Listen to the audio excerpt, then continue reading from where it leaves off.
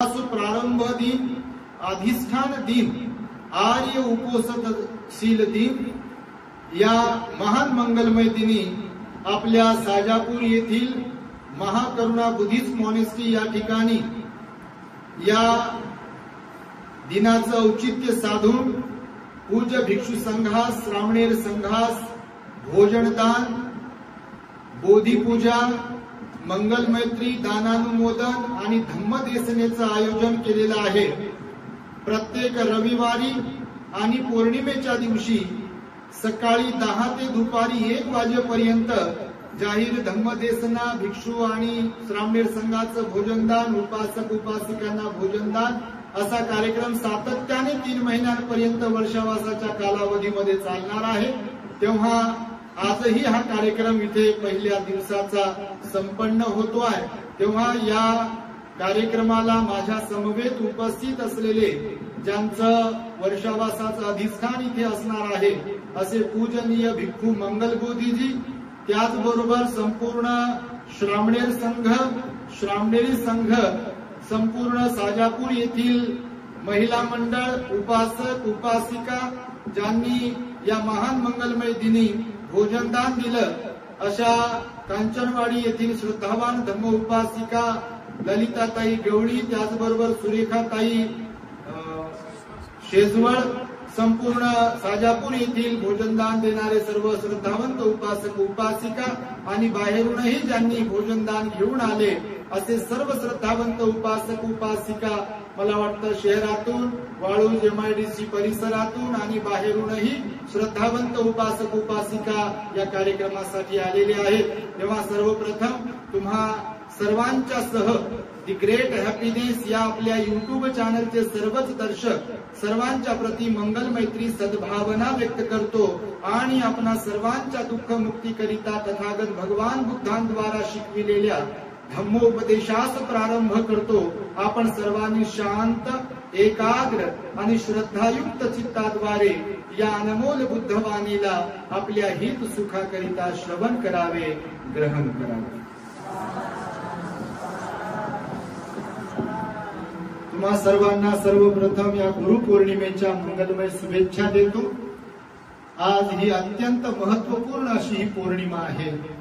तिला गुरुपौर्णिमाही म्हणतात, आषाढ पौर्णिमाही म्हणतात, वर्षावासाच्या प्रारंभाची ही पौर्णिमा म्हणतात, अधिष्ठान दिनही म्हणतात आणि आपल्या भगवंताने ज्ञानप्राप्तीनंतर जो पहिला उपदेश दिला होता धम्मचक्र प्रवर्तन सूत्राचा सारनाथ येथील ऋषीपतन मृगदाय वनामध्ये, आणि त्यामुळे या पौर्णिमेला धम्मचक्र प्रवर्तन दिन म्हणजे धर्मचक्र प्रवर्तन दिनही म्हणतात आणि त्यामुळे असा जगभरामध्ये हा कार्यक्रम संपन्न होतो आहे। आणि त्यामुळे आपल्या इथे सुद्धा सकाळी जर तुम्ही ऑनलाईन असाल तर मैत्री विहारामधून आम्ही अष्टशील उपोषणशील दिलंय आणि त्याचबरोबर जगभरातली लोक जॉईन झाली होती ऑनलाईन मध्ये। बघा एवढी श्रद्धा लोकांमध्ये विकसित होत आहे, लोक स्वतःमध्ये बदल करून घेण्याच्या तयारीमध्ये आहेत बघा। आणि फार मोठी जमेची बाजू आहे। भगवान बुद्ध म्हणाले जगाला जिंकणं फार सोपं आहे, हत्तीला आपल्या काबूमध्ये करणं फार सोपं आहे, घोड्याला आपल्या कंट्रोलमध्ये करणं फार सोपं आहे, कुत्र्याला, मांजराला, बकऱ्याला, बैलाला आपल्या कंट्रोलमध्ये करणं, ठेवणं हे कोणालाही जमेल, पण स्वतःच्या वाणीवर, मनावर आणि शरीरावर संयम ठेवायला ज्यांना जमेल, खरे विजयी नर, शूर आणि पुरुषार्थ जर कोणामध्ये असं आहे असं म्हणाल तर भगवान बुद्ध म्हणाले ज्यांना स्वतःवर संयम ठेवता येईल, ज्यांना आपल्या वाणीवर, मनावर आणि शरीरावर संयम ठेवता येईल, खरे नरवीर विजयी तेच लोक असतात। आणि त्या भगवान बुद्धांनी हा जो धम्मचक्र प्रवर्तनाचा उपदेश आहे आजच्या दिवशी सारनाथ येथील ऋषीपतन मृगदाय वनामध्ये दिलेला आहे। म्हणून भिक्खू संघाच्या निर्मितीचाही दिवस जो आहे तो आजचाच दिवस आहे। आज आपल्याकडे बघा आपल्या पुण्याला आपले उपासक असतात संजयजी भालेराव सपत्नीक, ते इथे उपस्थित आहेत, त्यांची सुपुत्री संघमित्रा दिदी आहे। आणि मागच्या 10 दिवसांच्या श्रामणेर शिबिरामध्ये आपल्या इथे साजापूरला जे शिबिर झालं होतं ना, तर त्या शिबिराच्या दरम्यान त्यांचा एकुलता एक मुलगा आहे जे आता इथे आहे, तर तो इथे आला, शिबिरामध्ये सहभागी झाला। ऍक्च्युअली त्या अगोदरपासून अत्यंत धार्मिक श्रद्धावंत परिवार आहे, दोघाही नवरा बायकोची परिवाराची फार श्रद्धा आहे बुद्ध धम्म संघावरती आणि स्थिर श्रद्धा आहे. अशी अहंकाराची, मीपणाची, लोभाची ते काय काय अशी नाही श्रद्धा. नाही तर आम्ही पाहिले बाबा, तुम्ही नाही तसे तुमच्यासारखं तर कोणीच नाही, परंतु अशी अहंकाराची श्रद्धा, लोभाची श्रद्धा असते. म्हणजे नाव घेतलं तर बरं, फोटो काढला तर बरं, मोठेपणा दिला तर बरं, तर आम्ही फार श्रद्धावान आहोत. पण जर कधी नाव गाव घेतलं नाही, याला पिटव त्याला पिटव, याला पेटव त्याला पेटव, त्याला श्रद्धा म्हणतात का? भगवान बुद्ध त्याला म्हणतात अज्ञानपणा. श्रद्धा आहे तर आपल्यामध्ये सील असायला पाहिजे. आणि सील म्हणजे काय? तर काया वाचा मनावर संयम असणे. बिलकुल भगवान बुद्ध म्हणाले, माणसं जोडण्याची आपल्यामध्ये मनोप्रवृत्ती असणे, त्यांच्यामध्ये श्रद्धा असते. तर भालेराव परिवार जो आहे तो पुण्यामध्ये राहतो आणि श्रद्धावान आहे आणि धार्मिक आहे. तर त्यांचा एक पुत्र, एक म्हणजे एकुलता एकच आहे बापा, तिन्ही लोकी झेंडा लावणारा हे भालेराव साहेब आहेत तिथे बघा बसलेले. आणि त्यांच्यासाठी काय साधुकार दिला पाहिजे तुम्ही? भालरावताई कुठं बस? हा, हे बघा भालरावताई, त्यांच्यासाठी एकदा साधुकार द्या. यासाठी की आज या गुरुपौर्णिमेचं औचित्य साधून पाठीमागे जे आमचे खाद्यापित्या घरचे श्रामणे दिसतात काय, आर्यनंद त्यांचं नाव ठेवलंय. हात वर करून दाखवा. तर आज त्यांची श्रामणे दीक्षा झाली आणि त्यांच्या इच्छेनं, त्यांच्या माता पित्याच्या इच्छेनं आपल्या ती ग्रेट हॅपीनेस चॅनलला ते फॉलो करतात. सकाळी ताई म्हणे म्हणते की रोज 2-3 प्रवचन ऐकल्याशिवाय काही म्हणजे मन भरत नाही. म्हणजे प्रवचन ऐकल्यावर कसं परिवर्तन व्हायला पाहिजे याचं ज्वलंत उदाहरण आणि एक आदर्श प्रेरणादायी नमुना म्हणजे पुण्याचे भालेराव परिवार आहेत. आणि त्यांचा एकुलता एक सुपुत्र त्यांनी आता संकल्प केला दोघा नवरा बायकोसह त्या आपल्या आर्यनने सुद्धा की कायमस्वरूपी भंतेजी बनण्यासाठीचा संकल्प अधिष्ठान त्यांनी केलाय. आणि आज त्यांची दीक्षा झाली. जरा त्यांच्यासाठी सुद्धा तुम्ही साधुकार द्या. भगवान बुद्ध म्हणाले, श्रद्धा असेल तर त्याग असला पाहिजे, नाही का? नाही तर वरवर काही श्रद्धा काही कामाची नसते. आणि म्हणून आज हा अत्यंत महत्वाचा कार्यक्रम आहे. तर सकाळी उपोषण सील दिलं, तिकडेही धम्मदेशना दिली, आपल्या चॅनलवरती टाकली आहे. ज्यांना ऑनलाईन पाहता आलं नाही, कारण सगळ्यांना जॉईन होता येत नाही. जगभरातून लोक जॉईन होतात. आता कुणाला जॉईन होता येते, कुणाला होता येत नाही. फोन असा खनखन खनखन खनखन खनखन चालूच राहते. फ्लाईट मोडवर टाकावं लागते. आजकाल तर फोन मी बंदच ठेवतो, कारण आम्ही एक नंबर आमचा सातदेव साहेबांचा दिला की बा इमर्जन्सी मध्ये काही, तर तिथे त्यांना जातात. आता ते लोड तसा कमी झाल्यासारखं, पण आमचा चालू केलाच सुरू होते. दन दन दन दन मेसेज, दन दन दन दन कॉल. आणि नाही उचलल्यावर मग भंतेची कॉलच उचलत नाही. आता कसा काय उचलत सांगा. आणि त्यामुळे या सगळ्या गोष्टींचा विचार करता आजची ही पौर्णिमा अत्यंत महत्वाची आहे. विशेष म्हणजे आमच्यासाठी पण फारच महत्वाची पौर्णिमा आहे. आजचा वर्षावासाचा दिवस तो यासाठी म्हणून 20 वर्षांपूर्वी आम्ही उपसंपदा ग्रहण केली होती. म्हणजे ही श्रामणे दीक्षा वेगळी. ही श्रामणे दीक्षा झाल्यावर चिवरातच कायमचं राहण्यासाठीची एक दीक्षा असते, त्याला उपसंपदा विधी म्हणतात. आणि ती उपसंपदा विधी बघा आम्ही 20 वर्षांपूर्वी केली होती मुंबईच्या अरबी समुद्रामध्ये. तो विशेष विधी असतो. ग्रहस्थाला तिथे परमिशन नसते, फक्त महाथेरो भिक्षू असतात तिथे. आणि मग तिथे उपसंपदा केलेला 20 वर्ष पूर्ण होत असताना हा जो आमचा वर्षावास आहे, अधिष्ठानाचं वर्षावासाचं जे अधिष्ठान आहे ते 20वा वर्षावासाचं अधिष्ठान आहे बघा. म्हणजे येणाऱ्या आश्विन पौर्णिमेला, म्हणजे आज 10 जुलै आहे आषाढ पौर्णिमा, आणि 3 महिन्यानंतर येणारी आश्विन पौर्णिमा 7 ऑक्टोबरला आहे. तर 8 ऑक्टोबरला आम्ही आमच्या काय म्हणू त्याला सन्मानामध्ये मानाचा काय म्हणू त्याला ते मुजरा नसते आपल्याकडे तसं काही, एक सिरपे ज्याला म्हणू तर महाथेरो मानाचा तुरा 8 ऑक्टोबर रोजी आम्ही महाथेरो होणार आहोत. त्याहीमुळे ही एक आमच्याहीसाठी वर्षावासाची जी पर्वणी आहे किंवा हा जो वर्षावास आहे अत्यंत महत्वाचा आहे. दुसरी महत्वाची गोष्ट, इथेच मागच्या वर्षी आता जिथे आपण बोधीपूजा करून आलो की नाही, तो जो बोधी वृक्ष आहे तुम्हाला वाटला का तो 1 वर्षाचा आहे? तुमच्यापैकी जे त्याचं रोपण करण्याच्या दिवशी मागच्या आषाढ पौर्णिमेला नसतील, त्यांनी जर कधी पाहिलं ते म्हणजे असं कसं होईल.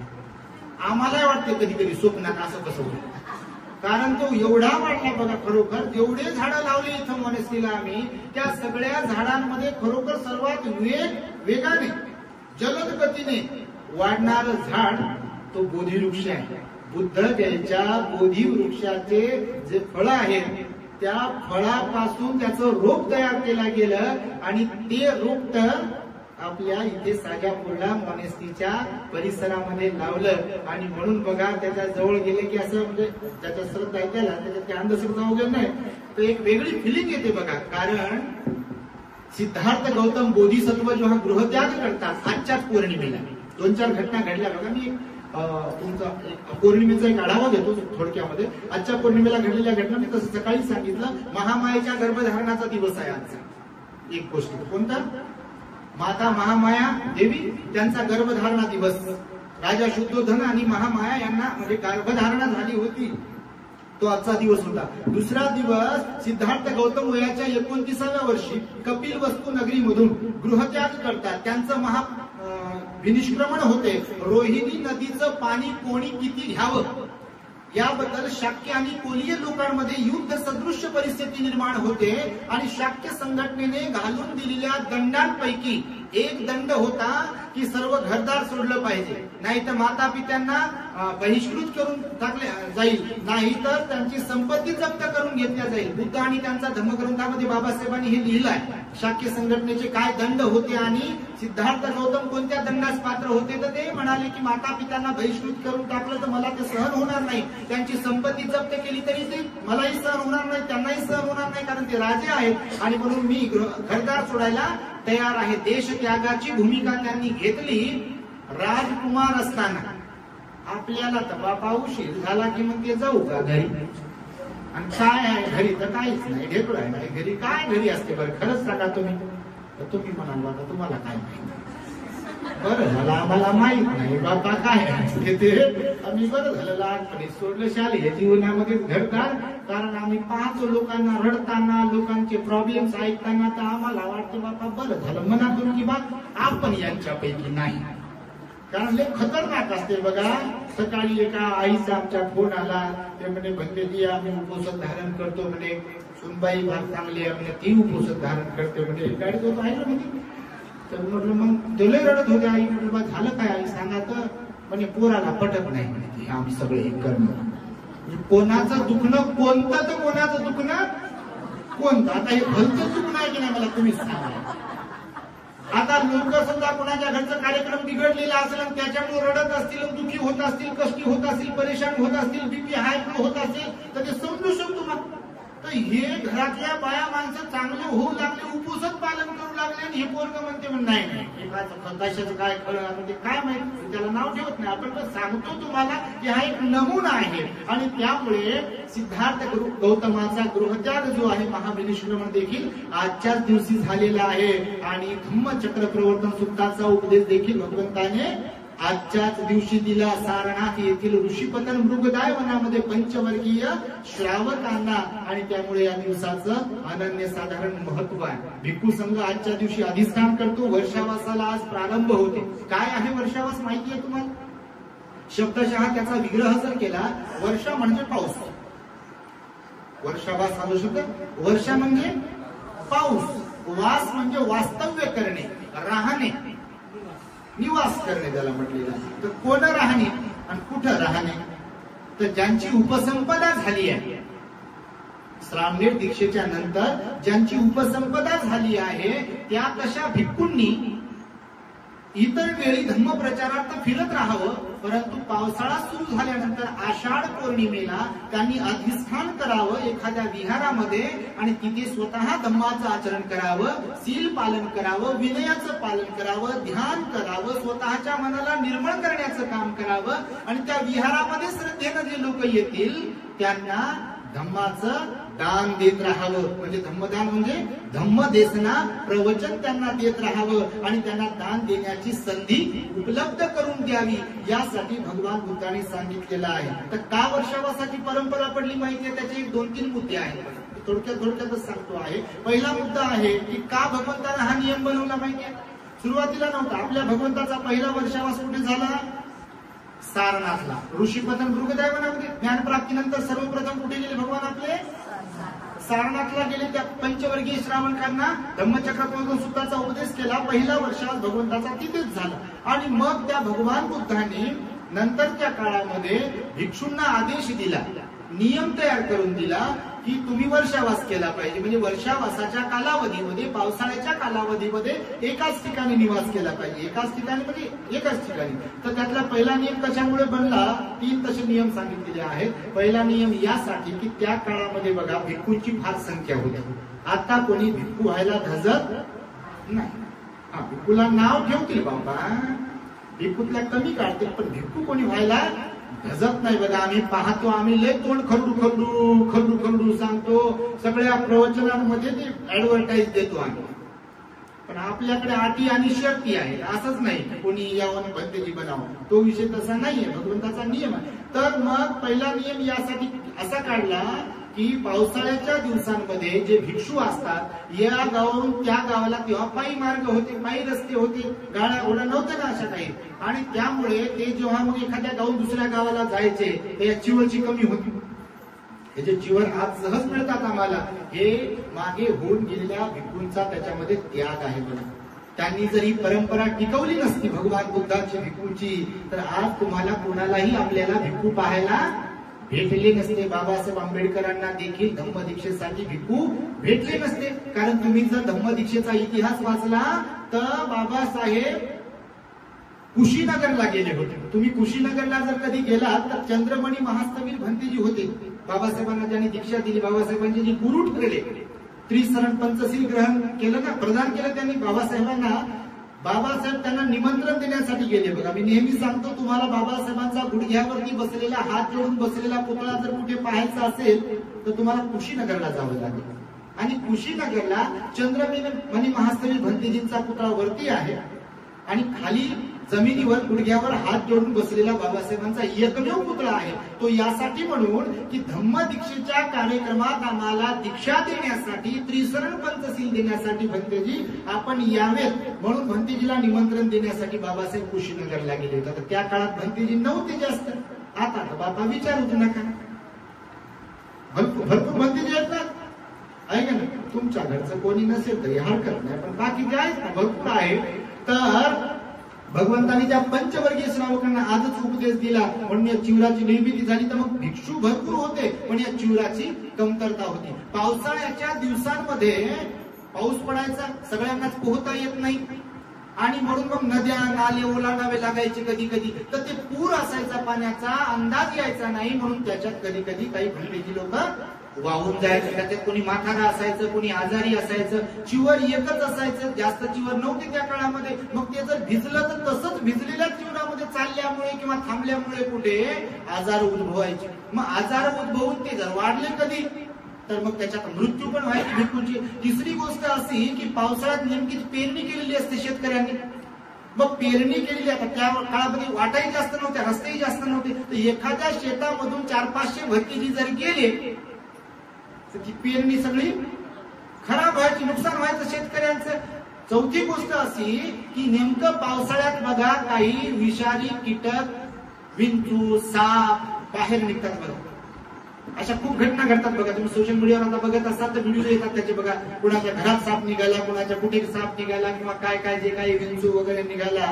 तर या सगळ्या गोष्टींमुळे देखील मग ते कोणी एखाद्या भिक्खूला सर्पदंश व्हायचा, कोणी विंचू चावायचा किंवा अजून काही कीटकनाशक चावायचं, त्याच्यामुळे पण मग ते दगावायचे भिक्षू. हा पहिला नियम पाहिला म्हणजे हे पहिलं घटना पाहिली भगवंतानं. मग भगवंताने सांगितलं की तुम्ही पावसाळ्यात बाहेर पडायचं नाही. आता तशी परिस्थिती नाहीये पण तेव्हा तशी परिस्थिती होती. दुसरी परिस्थिती अशी होती वर्षावासा निर्माण करण्यासाठीची की आता बघा शेतकऱ्यांना एकदा पेरणी वगैरे केली, खत पाणी घातलं की जास्त काम नसतात, थोडासा रिलॅक्स होतो शेतकरी. बघा म्हणजे निंदन खुरपण झालं किंवा पेरणी वगैरे केली की पाणी वगैरे लावायचे काही कामं जास्त नसतात, म्हणजे जास्त मशागत करावी लागत नाही. तर मग निवांत पिरियड असतो हा. मग हा निवांत पिरियड असतो तर त्याच्यामध्ये निवांत पिरियड असल्या कारणाने त्या काळातील उपासकांना आपल्या गावातील जवळच्या विहारात जाता येईल, भिक्खूंची सेवा करता येईल, त्यांना भोजन आदी दान देता येईल, पुण्य संपादन करता येईल, त्यांची धम्मदेशना ऐकायला येईल, ह्या सगळ्या गोष्टींचाही भगवंताने विचार केला. आणि हा दुसरा पण नियम त्याच्यासाठी महत्वाचा होता. कारण महत्वाचं होतं की ही वर्षावासाची परंपरा सुरू झाली. तिसरा जे कारण सांगितलेलं आहे बौद्ध साहित्यामध्ये, ही बुद्ध परंपरा आहे. आपल्या भगवान बुद्धाने सुद्धा वर्षावास केलेले आहेत. 45 वर्षावास आपल्या भगवान बुद्धांचे सुद्धा झालेले आहेत. पहिला वर्षावास सारनाथ येथील ऋषीपद मृगदावनामध्ये केला, तर शेवटचा वर्षावास वैशालीला केलेला आहे. वैशाली नगरी, वैशालीची आम्रपाली माहिती आहे का? फार मोठी नगरी होती. त्या काळात सुद्धा महानगर होती. आता तसे महानगर आहेत ना, मेट्रो सिटी आहेत ना, त्या काळातही महानगर होते. पण तेव्हाची परिस्थिती सगळ्या गोष्टी वेगळ्या ना, आताची सगळी परिस्थिती वेगळी होती. तर वैशाली सुद्धा महानगर होतं. वैशाली नगरी फार मोठी नगरी होती त्या काळातली, एकदम स्वतंत्र ती वैशाली नगरी होती, महानगर होतं. आणि भगवंताचा शेवटचा वर्षावास तिथे झाला. आणि भगवंतानं तिथेच आनंद भंतेजींच्या समक्ष सांगितलं की आनंदा, माघ पौर्णिमेला भगवान आनंदाला म्हणाले, आनंद सेवक होते ना भगवंताचे, 55 वर्षाचं वय जेव्हा भगवंताचं होतं, आपल्या शरीराचं वय 55 वर्ष, मला वाटतं 20-21 वर्षावा 21वा वर्षावास होता भगवंताचा. तेव्हा वय त्यांचं 55 वर्ष झालं होतं शरीराचं. 6 वर्षाची खरतर तपश्चर्या केली होती ना, त्यामुळे शरीरात खूप त्रास होत होता त्यांना. कारण उपाशी राहिले एकदम, तुम्हाला माहिती की बाबासाहेबांनी पण वर्णन केलं बुद्धांनी त्यांच्या धम्मग्रंथामध्ये, म्हणून तब्येत बिघडत गेली ना त्यांची. तर 55 वर्षाचं वय जेव्हा होतं तेव्हा त्यांना सेवकाची गरज भासली. म्हणून आनंद भंतेजीला अटी आणि शर्तीवर आनंद भंतेजी भगवंताचा सेवक म्हणून राहिले. आणि मग तिथे 55 वर्षापासून ते 80व्या वर्षीपर्यंत आनंद भंतेजीने भगवंताची सेवा केली. बहुश्रुतांमध्ये अग्र म्हणून कोण ठरलेलं आहे? आनंद भंतेजी ठरलेले. बहुश्रुतांमध्ये भगवंताचे सर्वाधिक उपदेश कोणी श्रवण केले? आनंद भंतेजीने. हे सुत्त पिटक जे आहे, आज जे तुम्हाला सुत्त ऐकायला श्रवण करायला मिळतात, म्हणायला मिळतात, याचं सर्वस्वी श्रेय कोणाला जाते? आनंद भंतेजीला जाते. कारण भगवान बुद्धाचे सर्वाधिक उपदेश. तर सांगत यासाठी आहे की मग आनंदाच्या समक्ष वैशालीमध्ये शेवटचा वर्षावास करत असताना भगवान बुद्धाने आनंदाला सांगितलं की आनंद, आजपासून 3 महिन्याने, म्हणजे माघ पौर्णिमेला बोलले भगवान, आनंद आजपासून 3 महिन्याने येणारी जी वैशाख पौर्णिमा आहे, त्या वैशाख पौर्णिमेला भगवंताचं महापरिनिर्वाण होणार आहे. आणि बरोबर मग माघ पौर्णिमेपासून भगवंताचा वैशाली पासून पावा मार्गे कुशीनगर पर्यंत प्रवास झाला. चुंद लोहाराच्या घरी शेवटचं भोजन घेतलं आणि नंतर बसत उठत अतिसार झाला भगवंताला. आणि मग भगवान बरोबर जिथे ठरलं होतं ठिकाण, तिथे त्या कुशीनगरला शाल वृक्षाच्या खाली उजव्या कुशीवरती सिंहासनामध्ये उडले. आणि मग स्टेप बाय स्टेप पहिल्या ध्यानातून दुसऱ्या ध्यानात, दुसऱ्या ध्यानातून तिसऱ्या, चौथ्या, 5व्या ध्यानात असं करतात. म्हणजे आपल्यासारखं हातपाय करून जात नाहीत भगवान. कारण जे अरहंत असतात, जे भगवान असतात, त्यांचं मरण एकदम प्रसन्न चित्ताने होते. बघा, त्याला महापरिनिर्वाण म्हटलं. निर्वाण म्हणजे काय, तर त्याला आपण म्हणू शकतो की बिलकुल तिथे मनाची अशी अवस्था असते, न्यूट्रल आहे. तिथे सुखही नाहीये आणि दुःखही नाहीये. यशाचाही आनंद नाही आणि अपयशाचंही दुःख नाहीये. निंदेचं पण दुःख नाही आणि प्रशंसेचं पण सुख नाहीये जिथे. समजतं तुम्हाला? अशी मनाची अवस्था सर्वसाधारण माणसाची बनत नाही. तुम्ही विचारून पहा स्वतःला.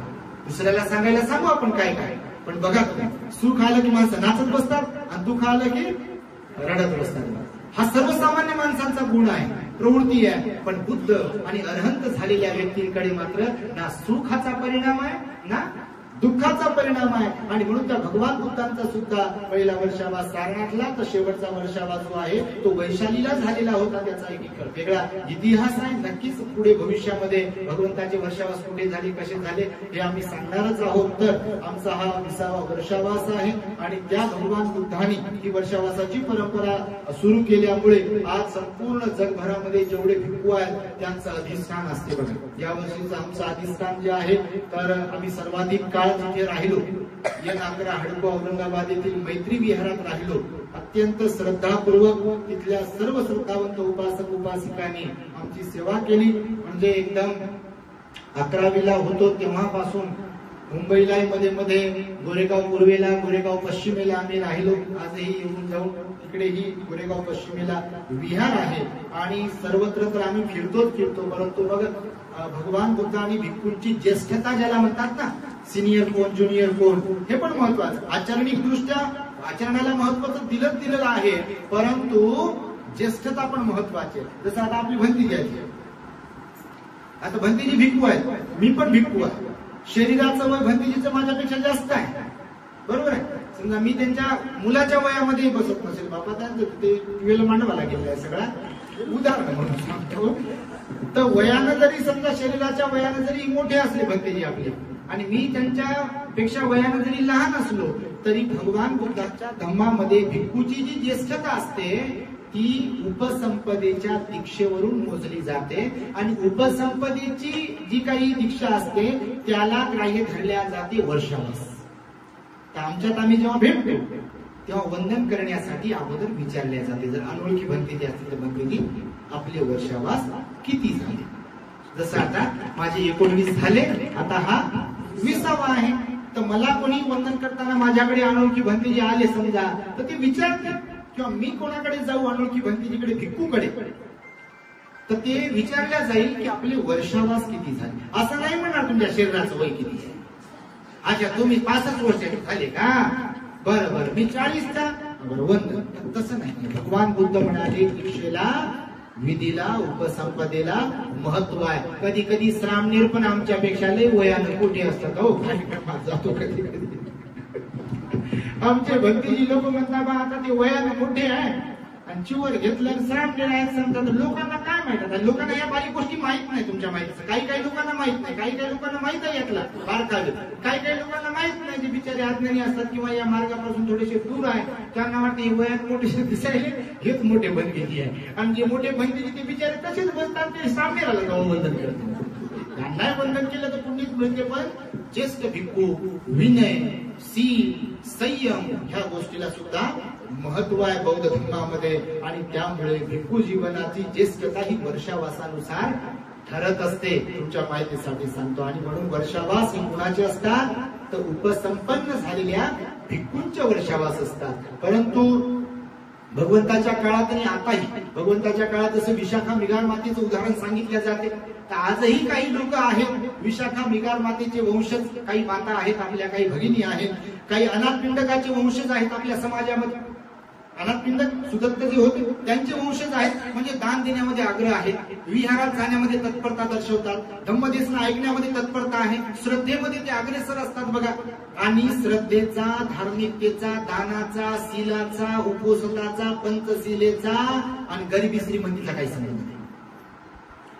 कोणी श्रीमंत आहे म्हणून फार धार्मिक आहे आणि कोणी गरीब आहे म्हणून फार धार्मिक नाही, याचा असा काही संबंध नाही.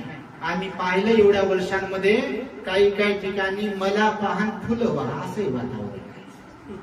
घरदार, ओळख पाळख, नोकरी, श्रीमंती जळमंता जळेना. आणि बुद्धम शरणं गच्छामि म्हणावं का बुद्धम शरणं गच्छामि म्हणावं की बुद्धम शरणं गच्छामि म्हणावं, पाया पडायचं की वंदन करायचंय यातला फरक काही कळेना.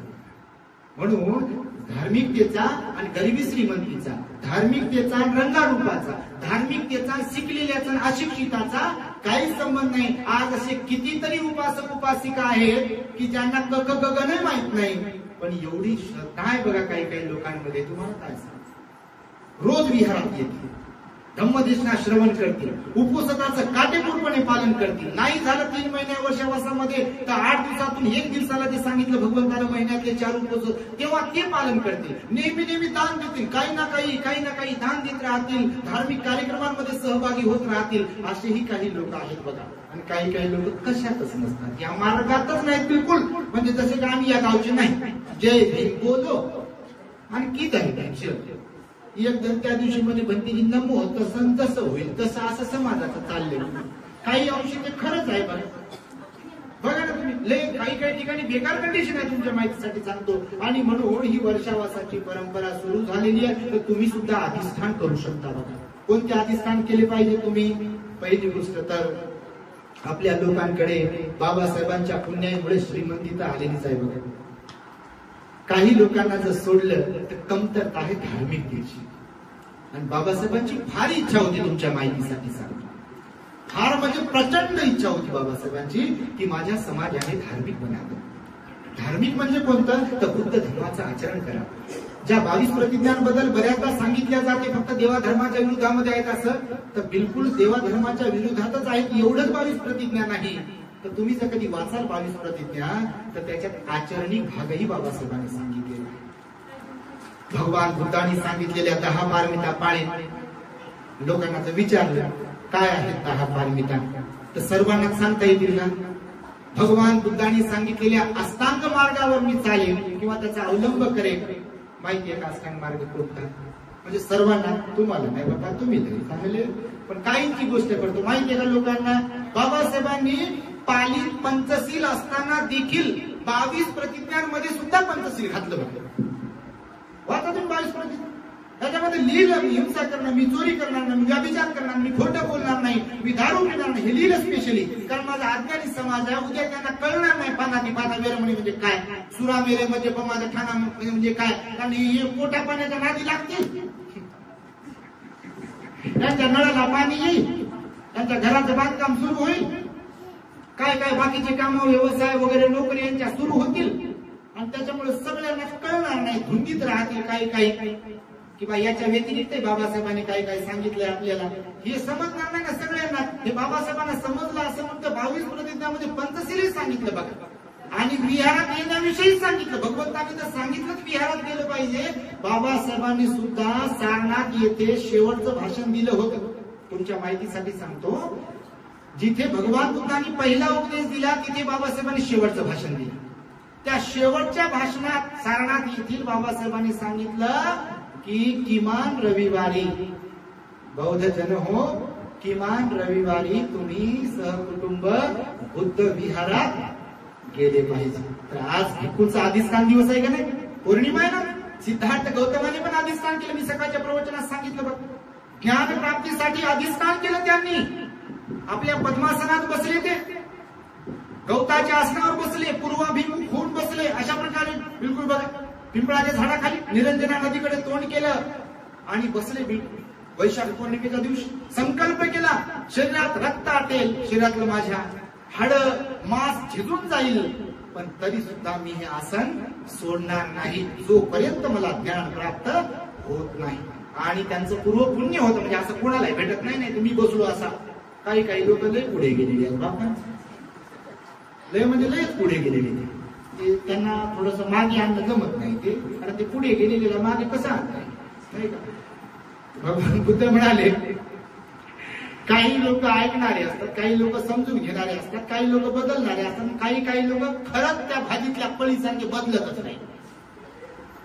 देवदत्त घरातला होता बदलला नाही, बदलला का, बदलला का.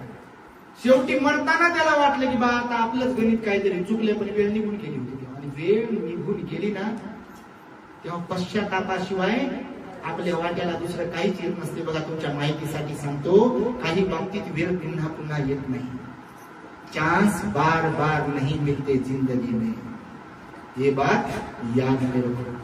बाकी सगळा परिवार तुमचा तुमच्या सोबत राहील, काम धंदे चालत राहतील, पण यानं जर कधी साथ सोडली या शरीरानं, ते इच्छा असूनही नंतर उपसताचं पालन तुम्ही करू शकणार नाही. इच्छा असून तुम्ही विहारात येऊ शकणार नाही जर यानं साथ सोडली तर. असे लोक आहेत. काही लोकांकडे जेव्हा जातो आम्ही कार्यक्रमाला वगैरे, ते म्हणता भक्तीची खूप इच्छा होती आमच्या येण्याची, पण हे असं असं झालेलं आहे, तसं म्हणजे प्रॉब्लेम होता. शरीर कधी साथ सोडेल सांगता येत नाही. आमचा असो की तुमचा असो, बघा कधी काही होऊ शकते. बघा मागच्या वर्षावासामध्ये सुरतमध्ये भक्तीजींचं वर्षावासाचं अधिष्ठान सुरू होतं.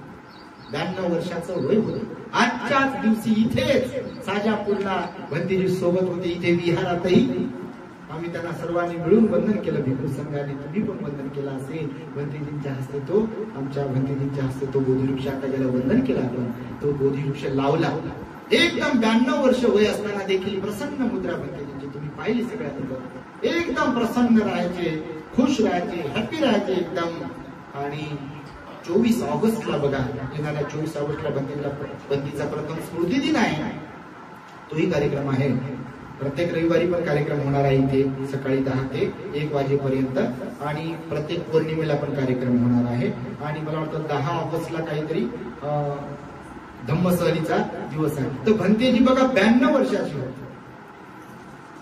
92 वर्ष वय, काहीच नाही बघा, खाट्यावर पडले नाही, काहीच नाही, एकदम तंदुरुस्त. आणि 24 तारखेला पाय घसरून पडल्याचं निमित्त झालं आणि भंतेजी गेले. असं मरण सगळ्यांना येत नाही. तुमच्या माहितीसाठी कुठला त्रास नाही, बिलकुल. समजलं तुम्हाला?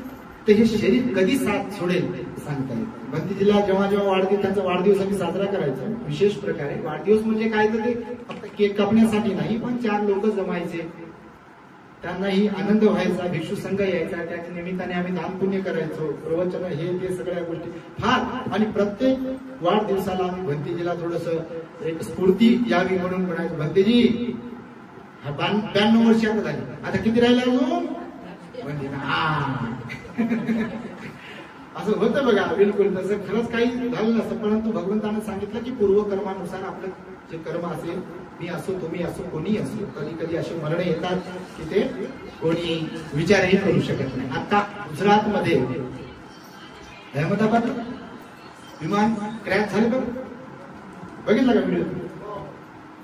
अहमदाबादला गुजरातला आत्ताची घटना आहे बघा. बातम्या पाहता का नाही बाप्पा? मालिका पाहता, त्या मालिकेतून लोक काढा बाहेर, नाही तर ते घराला बिघडवणार. मालिका आहे, सिरियल बिरियल पाहत बसू नका, ते लय पैसे कमवतात तिकडं आणि तुमचं डोकं खराब करतात. खुन्नसपणा काढणं, काय काय करणं, त्रास देणं, परेशान करणं, गाठी मारून ठेवणं, बिलकुल ते काय म्हणून त्याला लय काय काय करतात म्हणून लोक. आमच्या काही पोरा पोरीकडे समजा रस्त्यानं येताना जाताना कधी नजर जाते तर बापा ते केस वाढवले, ते तोंडात एवढं काय काय ठेवले, त्याचं ते खेकड्यासारखं वाकडत वाकडत वाकडत वाकडत चालते, ते काय झालेलं असते त्याला काय माहित नाही.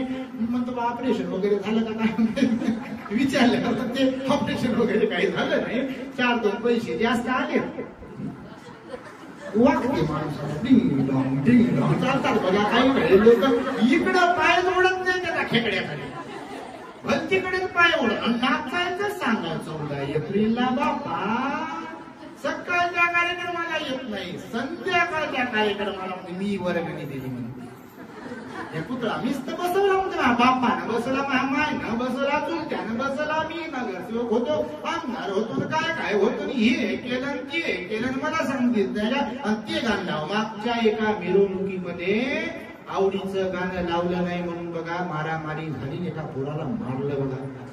माहित तुम्हाला आवडीचं गाणं जयंतीची घटना सांगतो तुम्हाला, ते मुद्दा म्हणून सांगतो तुम्हाला. तर त्या अहमदाबादला गुजरातमध्ये विमानाची दुर्घटना घडली, सगळे लोक मेले. बघितलं? एकच वाचलं, पण वाचलं की नाही? त्याच्या अगोदर तुम्हाला आठवत असेल नसेल, मला वाटतं तिकडे साताऱ्याकडे सांगलीकडे कुठेतरी एक घटना घडली होती, एक बस दरीत कोसळली होती. आठवतं का? रिव्हर्स घेऊन जा माइंडला, स्मरणशक्ती चांगली असेल. एक बस टूरवर निघाली होती, सहलीवर निघाली होती, अख्खी बस दरीत कोसळली, एका झाडाला अडकली, एकच माणूस वाचून वरती आले आणि सारी बस सगळे लोक दरीत जाऊन त्यांचा पत्ता लागला नाही, ते काढता आलं नाही, एवढ्या खोल दरीत गेले. गेले की नाही? किती आनंद असेल निघताना, असतो की नाही? कोणाला माहित आहे, कोणाला वाटते का मरण येईल म्हणून? हे सांगतोय यासाठी आज अधिष्ठान दिवस आहे. प्रत्येकात कमी जास्त प्रमाणात राग, द्वेष, मत्सर, अहंकार, लोभ, नाही का, ह्या सगळ्या गोष्टी असतात. अरहंत झाल्याशिवाय ते संपणार नाही. तर भगवंताने सांगितलं वर्षावासाचा जो कालावधी आहे तुम्ही अधिष्ठान केलं पाहिजे.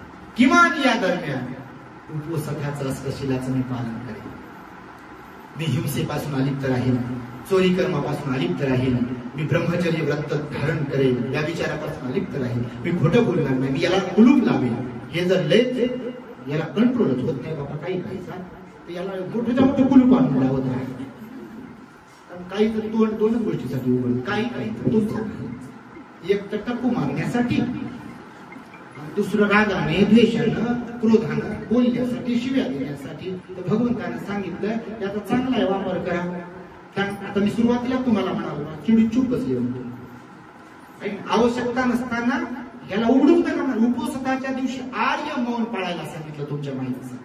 उपोषणाच्या दिवशी किमान, कारण हे आपलं जरी असलं म्हणण्यासाठी याच्यावर कंट्रोल राहत नाही. राहते का? हे 5 सेन्स जे आहेत, पंच इंद्रिय आपले मोठे डेंजर आहेत. डोळे, नाक, कान, त्वचा, जीभ, हे काय काय जे याला लावलेले असतात आपण सवयी. म्हणून उपोषण हे असं आहे की आपल्या त्या सगळ्या सवयींना ब्रेक देते. पण अधिष्ठान करावं लागतं. संकल्प तात्पुरता, अधिष्ठान केलं ना ठाम निश्चय की मी उपोषणाचं पालन करेन. हिंसा करणार नाही, चोरी करणार नाही, व्यभिचार करणार नाही, खोटं बोलणार नाही, चुगली करणार नाही, व्यर्थ बडबड करणार नाही, कोणाची निंदा करणार नाही, दारू पिणार नाही, तंबाखू खाणार नाही, काय जे असेल मादक पदार्थाचं सेवन करणार नाही. त्यानंतर नाच, गाणे, तमाशा हे जे काही आहे मनोरंजन त्याचा मी उपभोग घेणार नाही. उच्च आसनावरती बसणार नाही, उठणार नाही. भगवान बुद्धाने विशाखाला उपदेश केला होता नवांग उपोषणाच्या बद्दल, त्याचे अनंत फायदे. विशाखा मिगार मातेच्या बद्दल विचारलं, 120 वर्षाचं आयुष्य लागलं होतं. किती किती 120. तिची कांती जी होती ना, कांती म्हणजे त्वचा, अंग कांती, त्वचा तिची, हे चेहरा किंवा सगळं त्वचा. तिच्या नाती होत्या, नाती 2-3 हजाराचा परिवार होता. किती? 3000चा जवळपास परिवार होता विशाखा मिगारमध्ये. सर्वात मोठा परिवार. बौद्ध साहित्यात त्याचा उल्लेख आहे.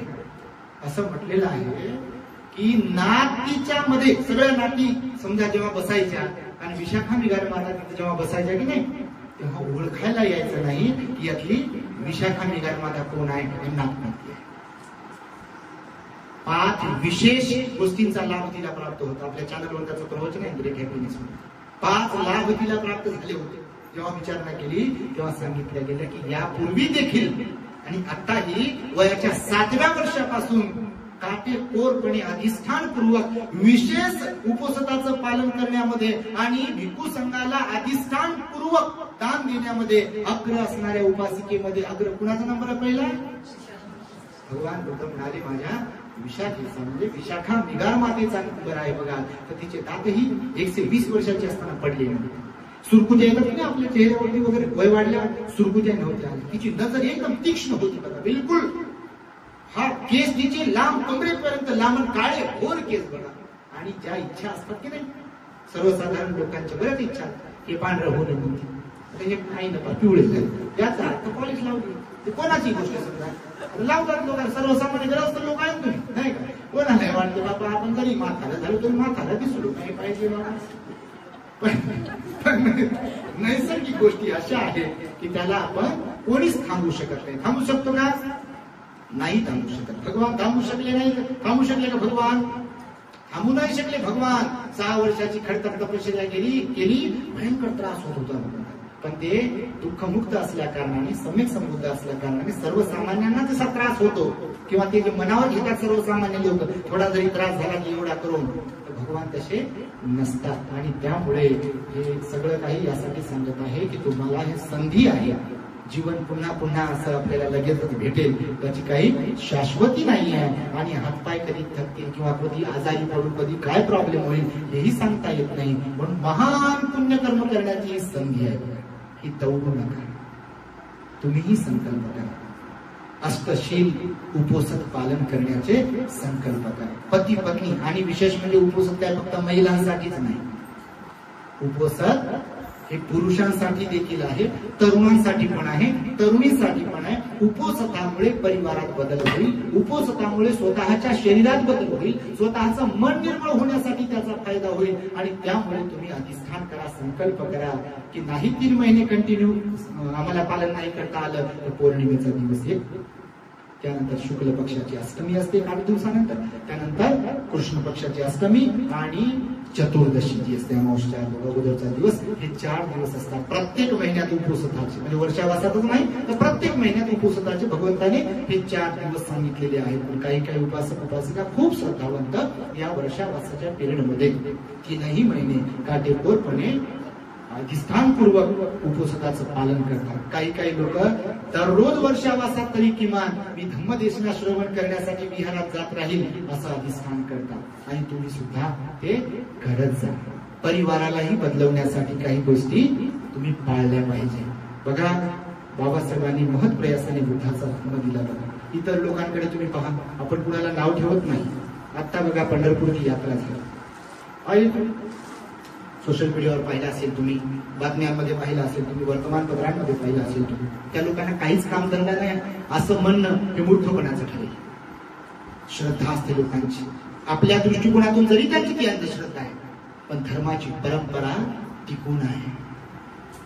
ब्रिटिशांच्या काळातही वारी होत होती, मुघलांच्या काळातही वारी होत होती, आजही वारी होती. बाबासाहेबही म्हणाले, दुश्मनाकडे सुद्धा जर चांगले गुण असतील तर ते आपल्याला घेता आले पाहिजे. फक्त दुश्मनाला नाव ठेवणं हे मूर्खपणाचं लक्षण आहे. बरोबर की नाही? म्हणजे चोराकडूनही तुम्हाला काही गोष्टी घेता आल्या पाहिजे जर त्याच्याकडे चांगल्या गोष्टी असतील तर. नाही तर कोणाचंही नाव काढायचं, नाव ठेवायचं, हे बरोबर नाही, ते बरोबर नाही, हे बरोबर नाही, ते बरोबर नाही असं म्हणता म्हणता बटन तर ते आपल्याला संपला विषय.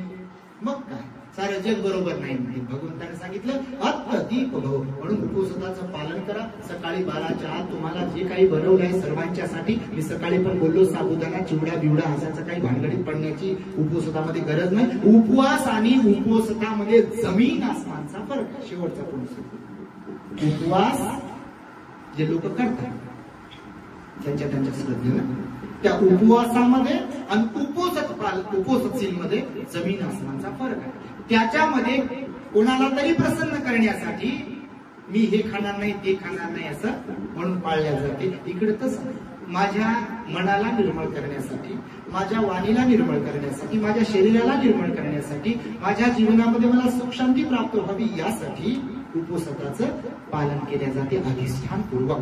तर त्याच्यामध्ये 8च नियम आहेत, फार सोपे आहेत. त्यामध्ये मध्यान्नाच्या पूर्वी भगवंताने म्हटलं, तेव्हा घड्याळ वगैरे नव्हती, तर पोटभर जेवण करायचं आहे, जे काही सर्वांच्यासाठी, खास बनवण्याची काही गरज नाही. त्याच्यानंतर काही खायचं नाही. सायंकाळी समजा तुम्ही गोळी घेत असाल, एखादी आजारी असाल, तर मग ज्यूस मध्ये काही ज्यूस वगैरे असेल तो पण थोडासा तो तुम्ही घेऊ शकता. पण काही आजार बिजार नाही तर मग उपाशी जर राहिलं तर उलट फायदा होता. तुम्ही उपवास करून पहा, तुम्हाला शारीरिकही फायदा होईल आणि मानसिकही फायदा होईल. भगवंताने उगीच थोडे नियम सांगितले, कोणताच नियम भगवंतानं उगीच सांगितलेला नाही. आणि म्हणून जड जेवण या 3 महिन्याच्या कालावधीत ते करू नका बाबा. काही काही सवय जड पावसाळ्यात तरी किमान करू नये जे करतात समजा त्यांनी. कारण पावसाळ्यात हे डायजेशन सिस्टम हे उन्हावर चालते, सूर्यावर माहिती का? हे जे आपलं पचनक्रिया आहे की नाही, कशावर चालत असते माहिती? सूर्यावर चालते ती. तुम्ही म्हणाल सूर्य तिकडं ना आपण इकडं, निसर्गाचा घटक आहोत आपण, पण सगळ्या गोष्टींचा परिणाम होतो याच्यावर. पावसाळ्यात आभाळ भरून आलं, पाऊस आला की काही काही लोकांना बरोबर दरवर्षी सर्दी, खोकला, दमा, अस्थमावाले लोकांना त्रास होते बघा बिलकुल. तर ह्या सगळ्या गोष्टी यासाठी सांगतो, उपोषणाचं तुम्ही जर पालन कराल तर तुम्हाला अनेक लाभ होतील आणि तुम्ही पालन कराल अशी अपेक्षा आहे. आजच्या या गुरुपौर्णिमेच्या निमित्ताने पुनश्च तुम्हा सर्वांना शुभेच्छा देत आहे.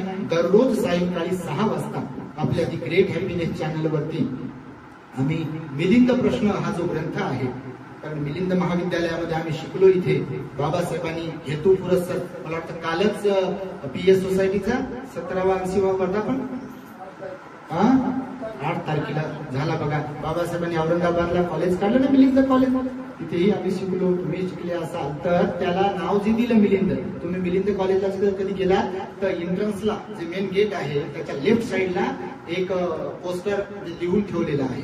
त्याच्यात बाबासाहेबांच्या भाषणाचा मायना आहे की मी या महाविद्यालयाला मिलिंद हे नाव का दिले. तुम्ही कधी जाऊन वाचा. ग्रीक मिनंडर राजाबद्दल बाबासाहेबांनी सांगितलं, एक आदर्श विद्यार्थी म्हणून मिलिंद राजा आणि एक आदर्श शिक्षक म्हणून भिक्खू नागसेन, पंडितजी नागसेन होते. या दोघांमध्ये प्रश्न उत्तरांचा जो संवाद केला गेला, बौद्ध साहित्यातील अत्यंत महत्वाच्या प्रश्नांवरती त्यांनी प्रकाश टाकलेला आहे. समर्पक आणि उदाहरणं उपमा देऊ नागसेन भंतेजींनी मिलिंद राजाला समजून सांगितलं 19 विद्यांमध्ये तेही मिलिंद राजा पारंगत होते. तुम्ही कधी वाचला असेल मिलिंद प्रश्न ग्रंथ, अत्यंत मजेशीर आणि ज्ञानार्जनासाठी खूप उपयुक्त असा तो ग्रंथ आहे. आपल्या चॅनलवर महामंगल सुद्धा आहेच आहे. धम्मपद अठ्ठकथाचेही काही प्रवचन धम्मदेसना आहेतच आहे. परंतु आम्ही विचार केला आणि लोकांची पण तशी इच्छा होती बऱ्याच की मिलिंद प्रश्नावर भंतेची काही प्रवचन द्यावेत, धम्मदेसना द्यावेत. म्हणून दररोज सायंकाळी 6 वाजता मैत्री विहारामध्ये येणार हरगोळ कॉलनीमध्ये आमची जाहीर धम्मदेसना असणार आहे. आणि बाहेरच्या लोकांनी विनंती केली की भंतेजी आम्हालाही ऐकायला मिळालं पाहिजे, आमच्याकडे कोणी भिक्षू नाही, काहीच नाही. तर म्हणून एक साहेब बघा, सिन्नरवरून नाशिकवरून आले, कोणी नांदेडवरून आले, कोणी पुण्यावरून आले, कोणी कुठून लोक आले, आपले फार श्रद्धावंत लोक आहेत बघा. तर आपल्या चॅनलवर ते लाईव्हही असणार आहे, थेट प्रक्षेपण. त्यासाठी आपल्या द ग्रेट हॅपीनेस चॅनलला युट्यूबवर जाऊन सबस्क्राईब करावं लागेल. म्हणजे तुम्हाला लगेच मग लाईव्ह झालं की ते दिसत राहील तुम्हाला. आणि धम्मदेसना रोज ऐकायला मिळेल. क्रमशः ऐका म्हणजे तुम्हाला समजेल. मिलिंद राजाने भंते नागसेन यांना विचारलेले जे प्रश्न आहेत आणि भंते नागसेनांनी मिलिंद राजाला त्या प्रश्नांची दिलेली समर्पक उत्तरं जी आहेत तर ते चालणार आहे 3 महिन्यांपर्यंत. आणि आम्ही असा विचार करतोय की 7 ऑक्टोबरला जरी वर्षावासाचा समारोप होणार असला भगवंताच्या विनयानुसार, तरी 19 ऑक्टोबरला जर शक्य झालं तर आमचा महाथेरोचा कार्यक्रम मिलिंद महाविद्यालयाच्या प्रांगणामध्ये ठेवण्याचा आमचा मानस आहे. तशी काही भिक्खूंची आणि उपासकांची पण इच्छा आहे. आणि त्याही कार्यक्रमाची एक तुम्हाला सूचना म्हणून देतो आहे. आज माता रमाई यांचं नाटक ज्यांनी आपल्या औरंगाबाद मध्ये केलं, रमाई नाटकामध्ये आणि चित्रपटही येणार आहे. अशा आमच्या उबाळे ताई, प्रियंका ताई उबाळे सपत्नीक इथे आल्या आणि त्यांच्यासाठी आपण साधुकार द्यावं.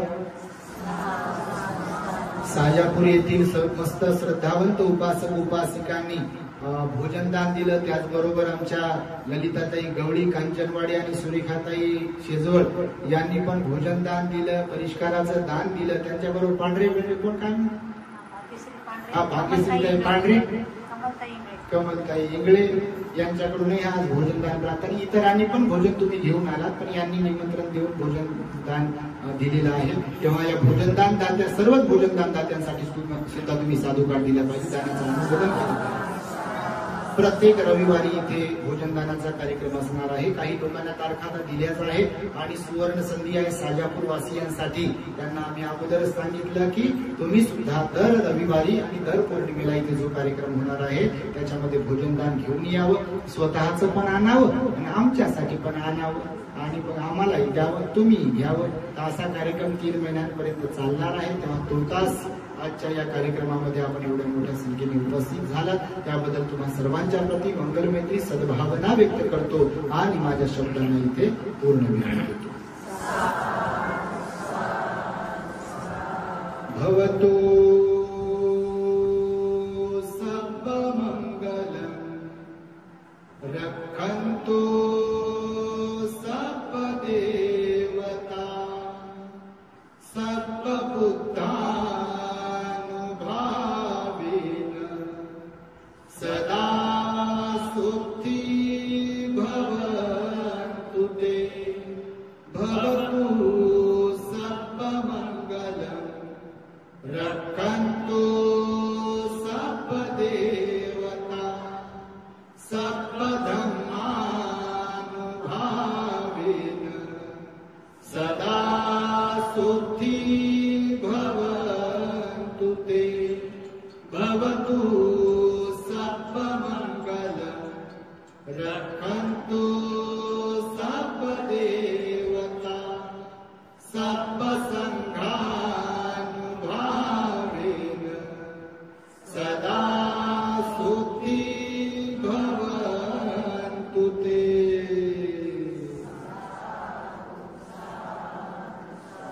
बुद्धं नमः, धम्मं नमः, संघं नमामि. The Great Happiness. बुद्धं शरणं गच्छामि.